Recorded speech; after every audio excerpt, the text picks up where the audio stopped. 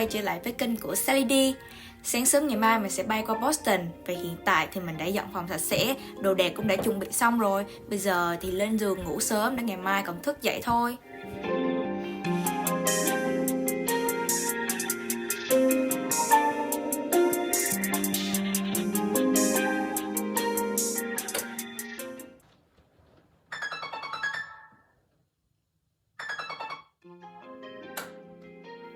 Mới chợp mắt được một tí mà trời đã sáng rồi.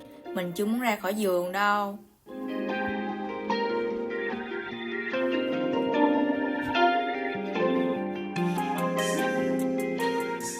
Hôm nay chủ nhà của mình sẽ chở mình ra sân bay và chỉ cho mình hoàn thành các thủ tục trước khi lên máy bay. Vì đây là lần đầu tiên mình bay một mình, cho nên là mình cũng chưa quen hết các thủ tục.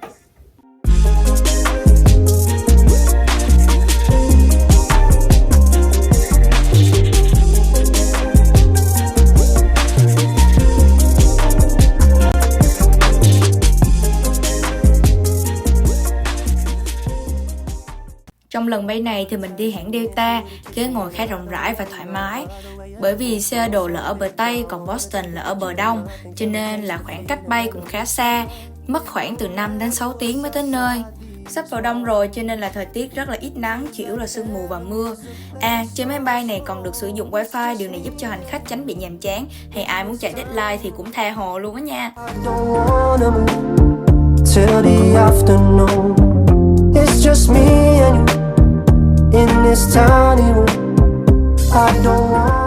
Sau khi lấy hành lý thì mình sẽ ngồi đợi chị gái đến đón về.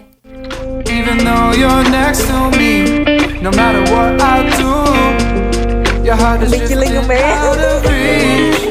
Head on the water, I'm swimming harder, trying to keep this alive. Gotta find my way to you. Now that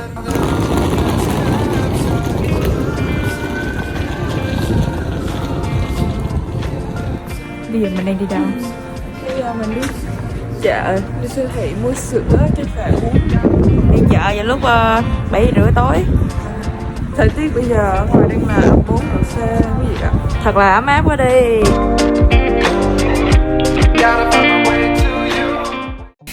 Buổi sáng ngày đầu tiên ở Boston thì mình sẽ đi tham quan vòng quanh các địa điểm nổi tiếng ở đây.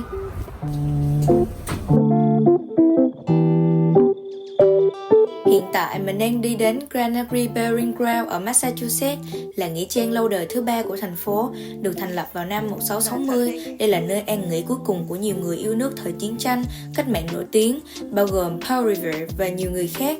Nghĩa trang có hơn 2.000 điểm đánh dấu mộ, nhưng các nhà sử học ước tính rằng có tới 5.000 người được chôn cất trong đó. Đây được gọi là Freedom Trail và các đường thẳng này sẽ dẫn bạn đi đến các địa điểm nổi tiếng ở khắp các nẻo đường của Boston. Có thể bạn đã biết hoặc chưa, nhưng khách sạn Omni Parker House ở Boston chính là nơi Chủ tịch Hồ Chí Minh đã làm việc ở đây như một đầu bếp làm bánh trong những năm 1911 đến 1913. Old State House là một tòa nhà lịch sử lâu đời nhất ở Hoa Kỳ, được xây dựng vào năm 1713. Đây là trụ sở của tòa án tổng hợp Massachusetts cho đến năm 1789. Hello, let's go, let's go. Bây giờ em đi đâu? Bây giờ em đi vô Quincy Market. Vì thời tiết bên ngoài khá lạnh nên mình đã ăn clam chowder, một món nổi tiếng ở đây, hay còn gọi là súp hải sản cho ấm.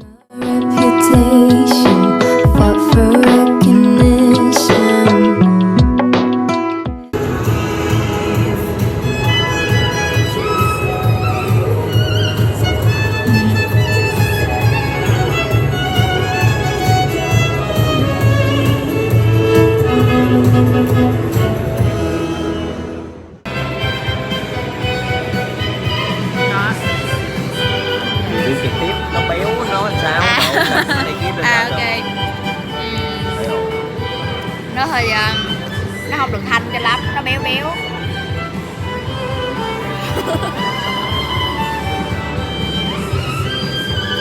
Nó thơm mùi tôm, thơm mùi hải sản. Đó rồi. Không biết nữa, không biết nữa, không có nhớ.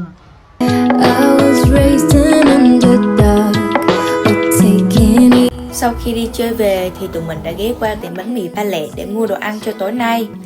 Quán này có tất tần tật các món của Việt Nam, từ bánh trung thu, bánh tét hay thậm chí là sữa ngôi sao và món khô.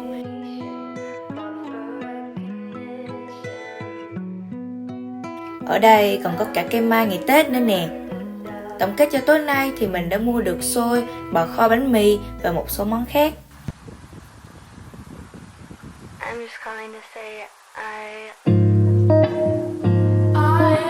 Sáng hôm sau thì tụi mình đi dạo ở công viên Public Garden. Đây là một trong những nơi mà các bạn nên đến nhất khi đặt chân đến Boston. Nó được xây dựng từ những năm 1837 và điểm đặc biệt ở đây là cảnh vật cực kỳ thơ mộng.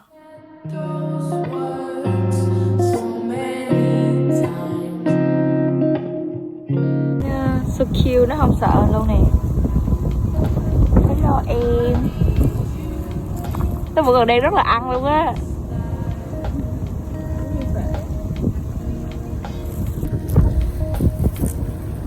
Con này nó không sợ mình. Nó chạy rồi, nó sợ rồi mọi người.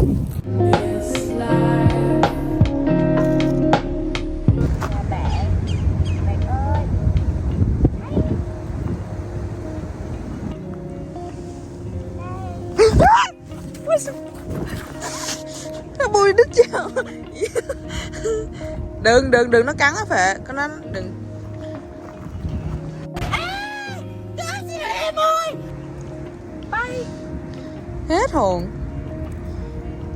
Why do I try? Why do I try? Why don't you tell me why I can't sleep well? Lạnh lắm mọi người ơi. Ui chà, cái quán nó hơi đông nha. Bầu trời bắt đầu chuyển tối thì mình và chị đã ghé qua quán mì ramen gần đó để ăn.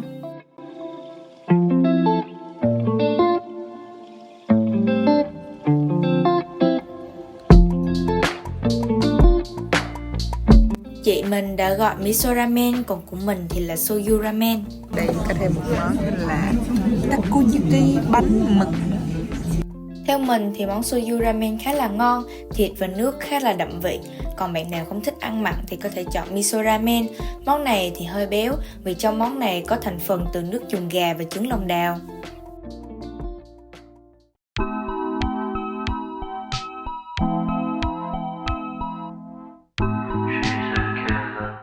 Vào một buổi sáng trời mưa lạnh, mình cùng với các anh chị đã đi đến Sài Gòn Chicken House để ăn sáng.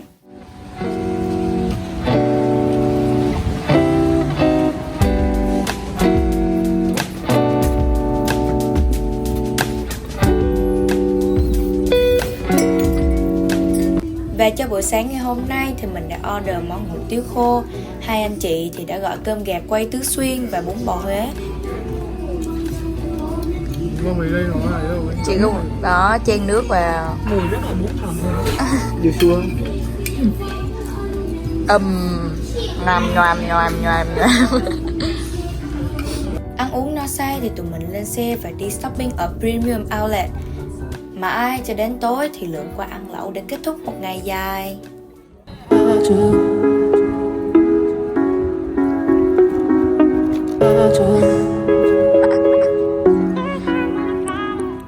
Trộm vía là chiều hôm nay khá là đẹp nên chị em mình đã đi dạo vòng quanh và đến tòa thư viện của trường đại học MIT chụp hình.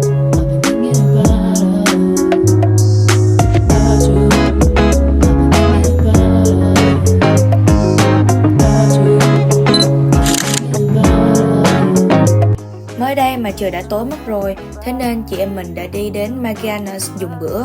Tụi mình đã gọi tổng cộng là 3 món, gồm một món khai vị, một món chính và một món đem về.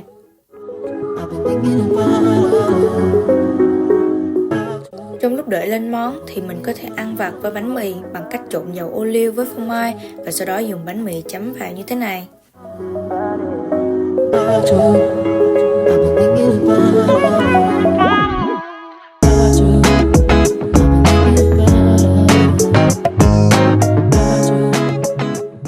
Vào một buổi sáng trong tuần, mình đã đến bảo tàng Isabella Stewart Gardner, nơi lưu trữ bộ sưu tập nổi tiếng gồm các kho báu nghệ thuật văn hóa trên thế giới.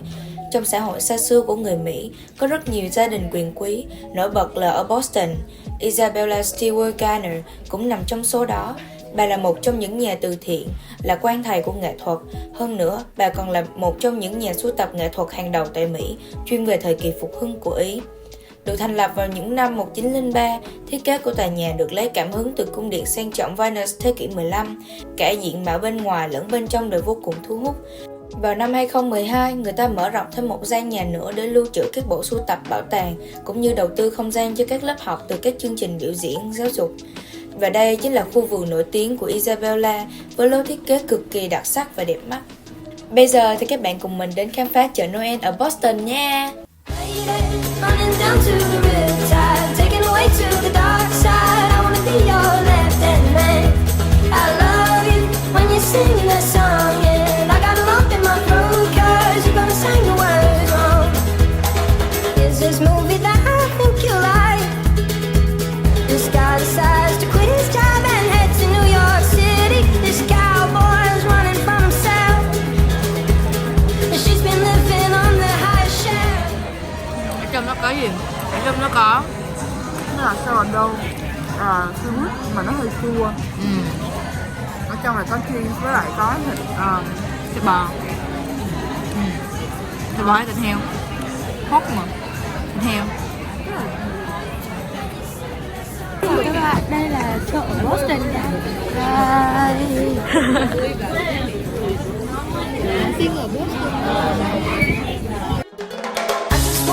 I just wanna know if you're gonna stay. I just gotta know. I can't have it any other way. I swear she's destined for the screen. Closest thing to Michelle Pfeiffer that you've ever seen. Running down to the dark, away to the dark side.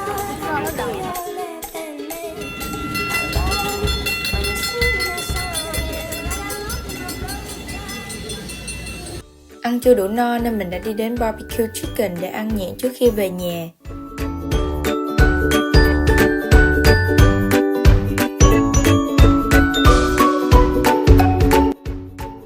Mình đã gọi 2 món gà, đó là Gangnam Style và Gabi. Cá nhân mình thì không thích món Gangnam Style cho lắm vì có nhiều tiêu và khá cay so với mình, nhưng ngược lại thì món Gabi rất là ngon.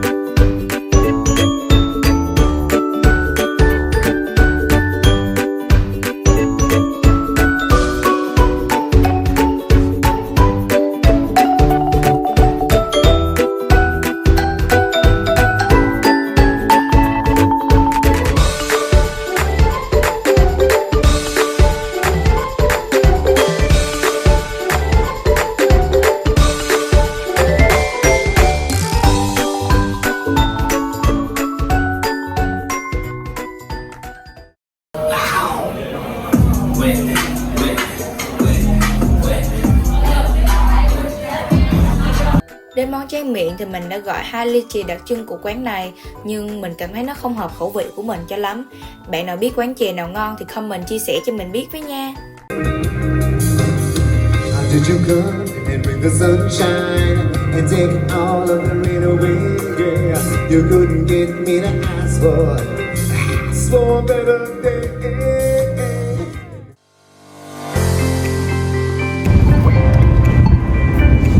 Còn vài ngày nữa là chuyến đi kết thúc rồi, cho nên sáng hôm nay mình đã tranh thủ để đến tham quan thủy cung New England Aquarium. Ở đây có đa dạng các loài cá và rất nhiều thông tin bổ ích mà mình chưa biết đến. Như loài cá mập cũng có 3 loại cấu tạo xương khác nhau, đây là xương thon dài, thương hình mảnh mai và cuối cùng là loài có vây rộng và cơ thể phẳng.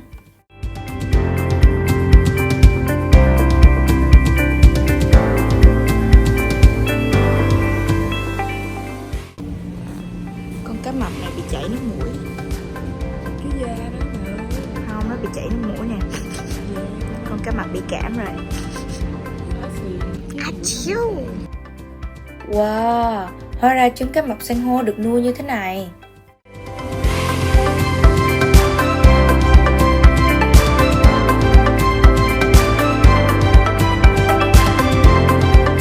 Đây là những con cá mập san hô con nè.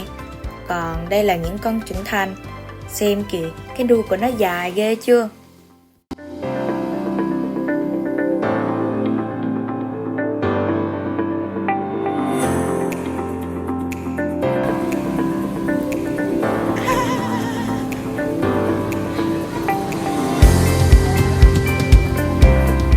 Tiếp đến mình sẽ qua khu vực của những chú chim cánh cụt nhé. Dễ thương quá à.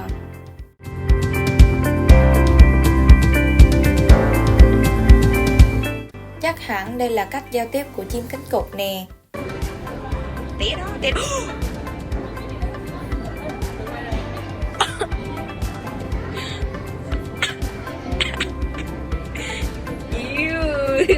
Dưa bẩn quá.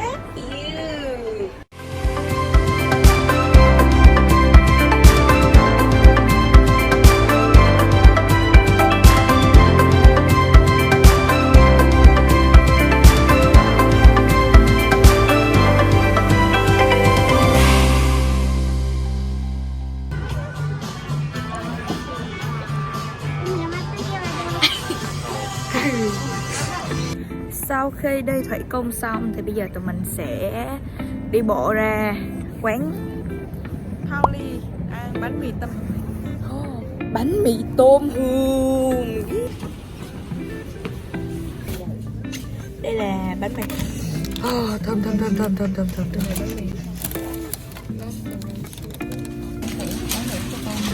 Cái tôm mà nha.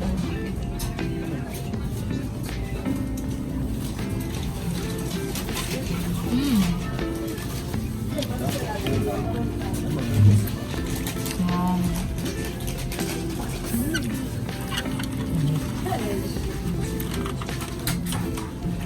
Cái giòn nó không hẳn mà nó ngon, chắc thịt quá.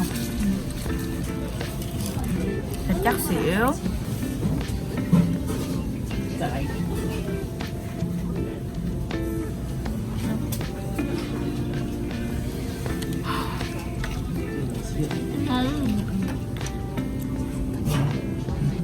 Lobster roll hot, clam chowder large. Nóng đó. Ăn xong thì chị em mình qua shop gần đó mua đồ một tí.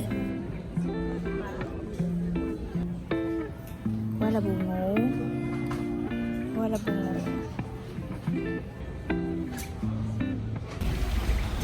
Chào buổi sáng. Hôm nay chị em mình sẽ đi ăn bánh mì Ba Lẹ. Thực ra bây giờ nó cũng không có sáng lắm. Bây giờ đã là 1 giờ trưa rồi.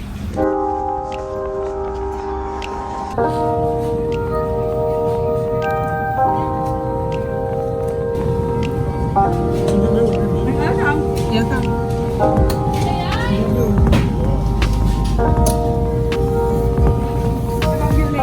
Dưa len có đồ chua.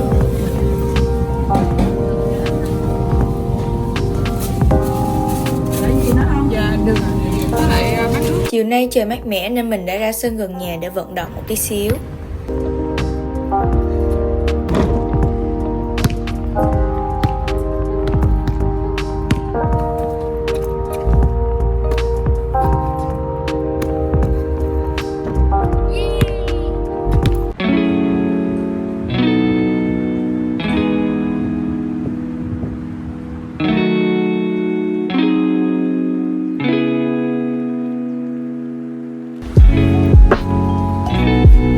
Bây giờ mình đang ở chợ Việt Nam. Hôm nay mọi người sẽ đi mua nguyên liệu để ngày mai làm tiệc Christmas. Let's go, cùng đi mua sắm nha.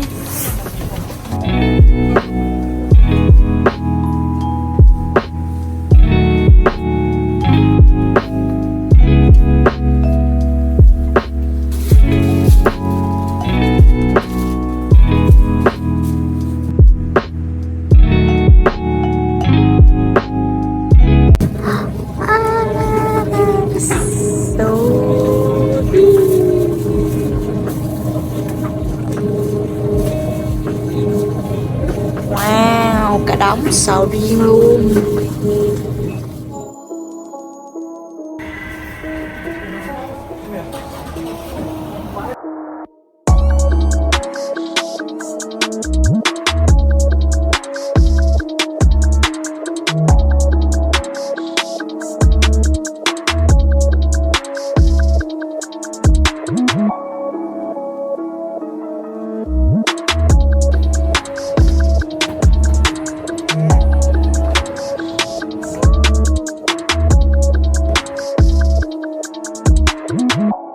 cùng ở Boston thì mình đã đi tham quan bảo tàng khoa học.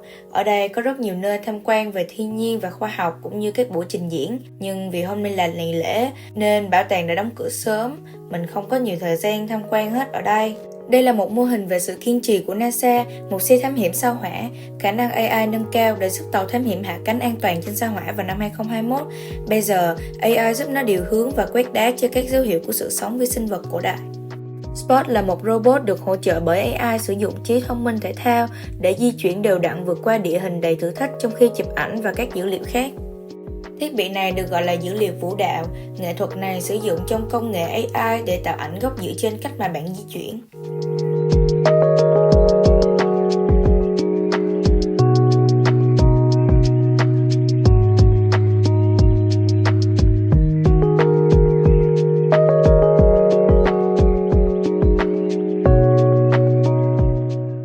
Đây là một mô hình kích thước đầy đủ của viên nang thủy ngân, là viên nang đầu tiên đưa các phi hành gia người Mỹ vào vũ trụ, chỉ đủ chỗ cho một người duy nhất trong một bộ đồ phi hành gia không bao giờ rời khỏi chỗ của mình. Phi hành gia có thể điều khiển tàu thám hiểm và nhìn ra ngoài cửa sổ hoặc kính tiềm vọng. Bề ngoài của viên nang đã bảo vệ chúng khỏi cái lạnh cực độ khi phóng và cái nóng cực độ khi phóng và tái chế.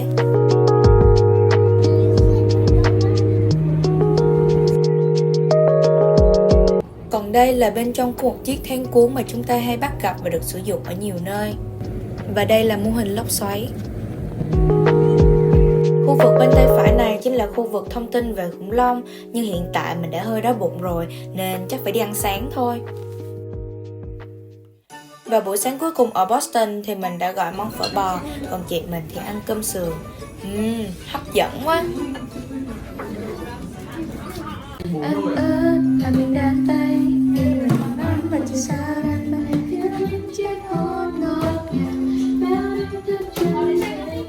Sau khi soạn hành lý xong hết thì hôm nay mình được các anh chị hỏi tắm ở sân bay nè.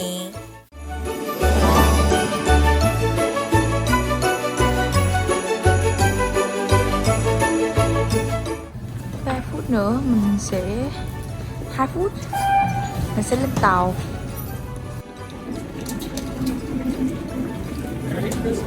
Merry Christmas.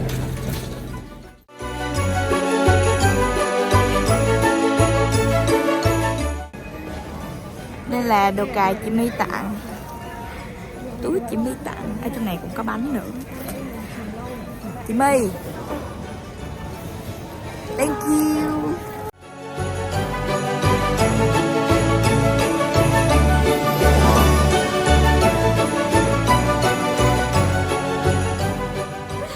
We wish you a Merry Christmas. We wish you a Merry Christmas. We wish you a Merry Christmas and a Happy New Year. Merry Christmas.